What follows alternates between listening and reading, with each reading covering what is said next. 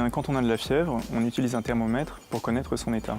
Et malheureusement, dans beaucoup de maladies, comme la sclérose en plaques, la polyarthrite rhumatoïde, la dépression, les patients n'ont pas de tels dispositifs de mesure. Donc ils doivent aller à l'hôpital ou chez le médecin qui va les examiner. Et c'est le seul moyen de connaître leur état. Eh bien nous, chez Adscientiam, nous créons des outils qui utilisent le smartphone du patient pour lui permettre de réaliser lui-même des tests équivalents à ceux qui sont habituellement faits par le médecin.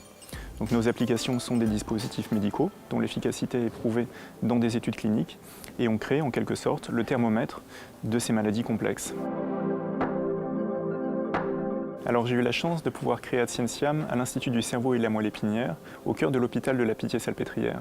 Et ça m'a permis de travailler au quotidien avec les patients, les médecins et les chercheurs pour innover. Les connaissances de l'innovation proviennent de l'ensemble de cet écosystème et notre rôle est de le mettre en mouvement.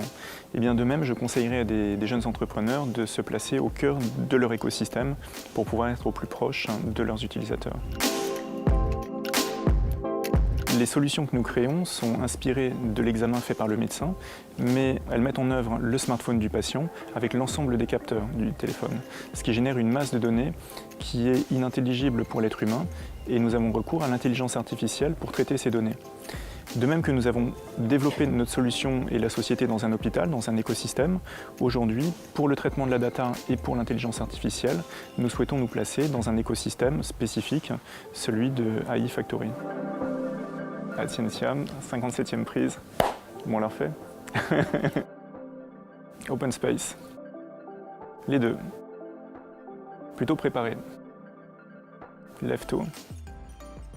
Licorne.